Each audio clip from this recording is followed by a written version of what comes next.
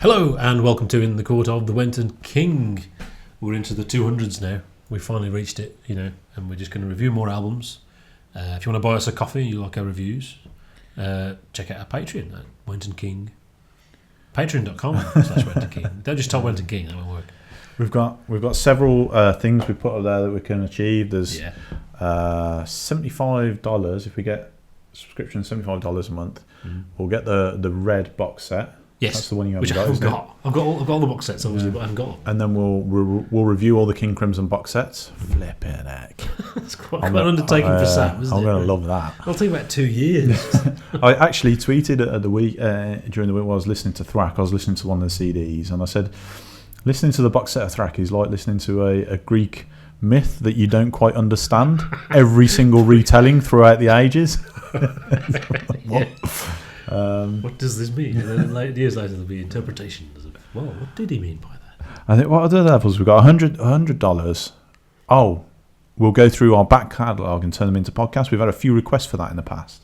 Right, yeah. Yeah, so we'll turn those into podcasts, and I think we said we'd review them. We would listen to them and do a little intro and a comment and sort of reflect on it. We've got Kev playing in his underpants, playing guitar in his underpants. If we make £200 a month. $200. Patreon's still. Dollars. Yeah. Okay, if we make that much a month, I don't care. Yeah. But otherwise, it's not. And then we've got another level where we do a live thing. Now, I've set that quite high because I think we'd have to invest in some technology. Oh, that's true, yeah. Yeah, it's going to be quite expensive, I think. Yeah. But if we get there, we'll do sort of like a regular live thing. Darren Locke does it. There you go, I got him in there. Oh, bloody hell. You mentioned Darren. We'll put it in the title and we'll get like an extra 300 hits. What is that all about? And then other people can harass him about it. Have you seen the video that they've said about you? He's like the prog god of YouTube, isn't he? There is only one prog god. And his name is Hector. I'll be cast into prog hell for saying that. So yeah, blasphemy. Geese and the Ghost. I don't know if we should put that into chat, what we just did. Right, don't matter. Yeah. Geese and the Ghost. The Geese and the Ghost. Anthony Phillips. Don't you know who that is? Don't you even know Anthony Phillips? Of course you know who it is. So the original guitarist Genesis, isn't he? Maybe. Well, actual Genesis obviously is the original guitarist, who Steve Hackett replaced, and of course basically left because he couldn't hack it live. Basically found it all very stressful and couldn't cope for whatever reason that was. And this was a bad experience for Mike Rutherford, of course, because he couldn't see. That was. Oh, they were writing partners, weren't they? Yeah. That was the balance of the band and all that stuff. So bringing someone else in actually unbalanced the band. Actually. So obviously, hearing his solo album from '77, what's that going to be like? And actually, it turns out. It was written over many years, but originally this was written by Rutherford and Anthony Phillips. In 1969 there was stuff written. Why that wasn't used for Trespass, or maybe this was just stuff that was left over from Trespass, I don't know. And it was intended as, at one point, a Phillips Rutherford solo album, and obviously Mark Rutherford just was too busy. And it's another case of the band is bigger than everything, your whole lives. Sorry. Hard work and all that. So yeah, another Charterhouse alumnus deems us. Yeah, I mean it's a weird time, isn't it, when people at Charterhouse think, I know, I'll start a rock band. That's what we'll do. Yeah, but of course it wasn't, was it? It was we'll be songwriters and get other people to those plebs to play our songs. I wonder if a lot of those songwriters were quite posh. And maybe. I can imagine that being the case, because that's where the money was, of course. Maybe they were the bad lads of Charterhouse, What was it? Peter Gabriel said they used to, on tour, they'd sneak into another room, climbing through the window, open a bar of soap, and leave it unused the next morning. So yeah, Goose and the Ghost. Like I said, started in '69. It doesn't have the sort of compositional mastery of some prog epic. You know which one I'm thinking of, obviously. But that style, there are long songs on here, and the pastoral style to it. It is that pastoral style, the 12 strings. That's there, you know. It means it's never bombastic, and it's the right end of twee. So if it is twee, it's good twee, or it's not twee because it's good. Or I don't know. Mm-hmm. So you know the escapism of that very very early, not that early, but early enough, folky pastoral Genesis. This is the closest you can get to more Trespass. More so than Voyage of the Acolyte, definitely, and definitely more than Tony Banks' first solo album, A Curious Feeling. Who he said, Rindon Wuthering was the end of that, and they had to change. So he'd do one more in that style, but I don't think it sounds like that at all. It just sounds like 80s Genesis to me. I don't know. The guitar bit of Genesis, there's no synths. Lots and lots and lots of 12 string. There's no Tony Banks in there. It's really strange. It really is what that part of the band is and what you'd expect it to be. Guess who's singing on it though? You put it on. It's another one of those moments. Oh, it's Phil again. But that's a good thing because Phil's a really good singer. That's quite funny. It is. Philly's always there, all the time. I don't know whether he should have. One song he sings himself, and I don't think he should. Actually, I mean, you get why Phil on this. You can get why Phil replaced Peter Gabriel in the end. Yes, because it is really quite difficult to tell them apart. Yeah, you listen to the vocals and you think, is that Peter Gabriel or is that Phil Collins? I did that a couple of times. Yeah, the 12-string thing. I mean, they were looking to replace him with a 12-string player, weren't they? The advert was. Yeah. You need to be able to play 12-string. And it is very, very folky. I think Mike Rutherford said, was it after Nursery Crime, that they'd found their darkness. Yes. And this is not dark. There's no darkness. No, it's quite folky. Yeah. And actually, if he'd stuck around, would he have learnt that darkness? That's the thing. Would that have actually found its way into it? Yeah, it being Trespass, it hasn't done the journey into the darkness. It's, and the fact it's kind of obvious. There's a song about Henry VIII, and Genesis wouldn't do that. It's just too obvious. It's too, that's part of what they do. But so that's interesting. It does it gives you. I mean, you sort of. I don't think generally you would buy this as something to enjoy. As a genuine Genesis fan, you'd be looking at, wow, what could Genesis have been? Yes, that's true. And this sort of gives you an idea of what super pastoral. Yeah, what could have happened. Yeah, it's actually quite nice and very boring after a while. Oh no. But we're going to do Trespass. It'll be interesting to see what you say about Trespass. It will be. I mean, I was shocked when the vocals came in actually, because I thought, this isn't going to have any vocals on it. This is just going to be. Phil starts singing. It's Phil again. Here we go. Did Mike Rutherford get a credit on here? I assume some of it is written, but in the end, it's Nancy Phillips' album. But yeah, he must have. Well, if they were writing it in '69, there is a load of songs that are on the disc too. Yeah, and there was. One of them was quite famous. What's it called? It sounds like a Hawkwind song. It's like, what is it? Hang on. Oh yeah, Master of Time. I think it's going to go Master of Time. It's not that at all. It's just more pastoral folkiness. So and that's what it is, really, isn't it? If you like the pastoral folkiness, that's it. That you get more of it. Yeah, I mean. I don't know anything about his background, but what did he do after he left Genesis, sort of thing? I mean, this has come out quite late, yeah. It's sort of, you would have thought he would have gone to university or something, probably Oxford. Yeah. Maybe Cambridge at a push. And then, gone to work at some incredibly posh company and stuff like that. So the fact that he's doing this in 1977 is quite interesting. I don't think he left the music industry. Someone can tell us actually, what did he do? He went back to somewhere. It says, and then Anthony Phillips went back to his music library stuff. I don't know what that is. So if anyone knows what he was doing, please let us know. It's quite interesting. It is quite interesting. So actually, as an album, I mean, this is an incredible version of it, isn't it? Yes.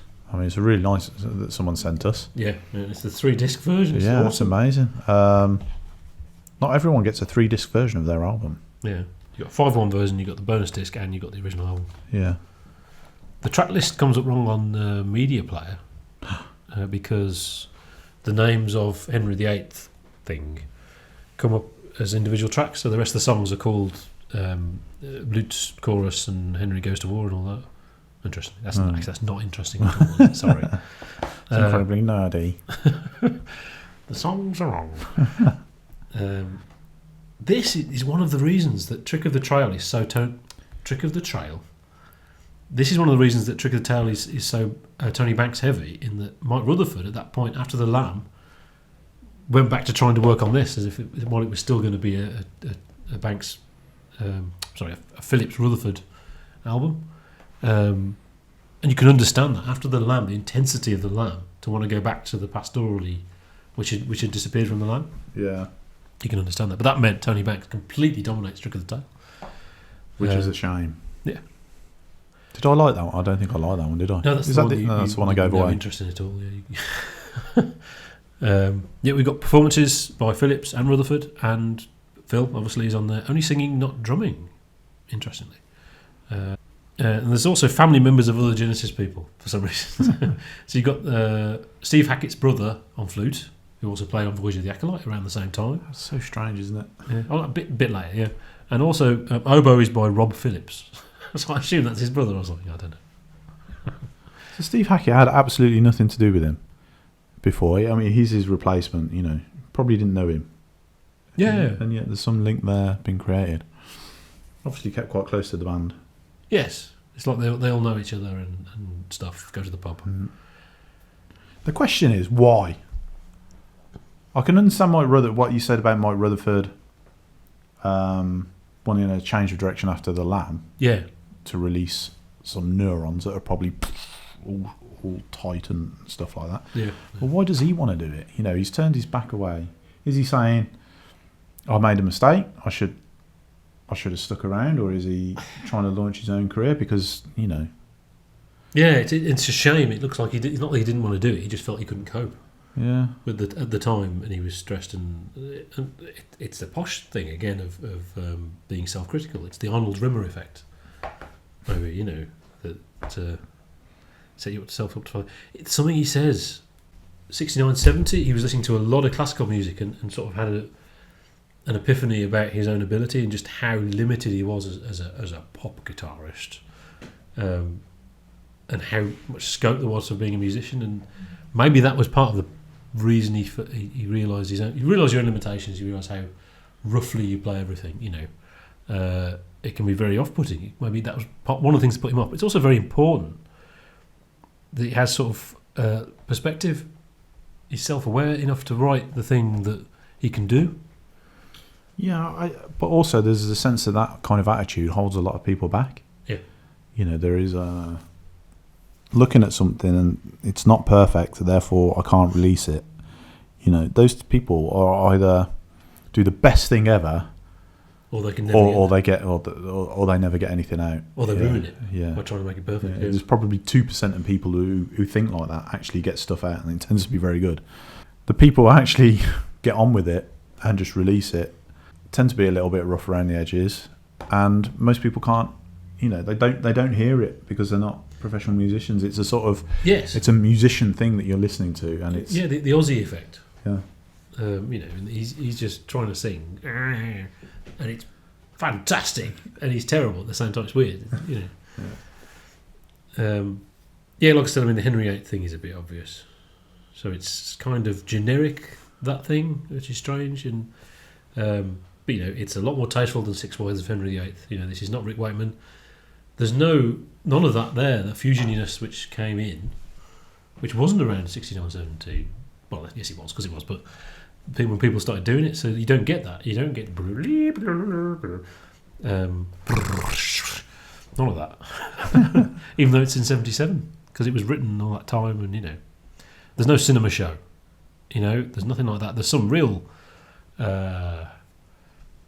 heaviness in the old sense of the word, I suppose, but there's no jamming, nothing like that. It is pastoral, folkiness, the perfect companion piece to Trespass. That's why I see it. Great. You think it's great? I think it's great. I think it's interesting, which doesn't necessarily mean it's great. Definitely the same category as Voyage of the Acolyte. you can tell it's not Genesis. Sometimes people say this is the missing album, certainly about Voyage of the Acolyte, and that's not true, you know. But there's some great stuff on it. So it's 4 eggs for me. Yeah. Oh, 4 eggs.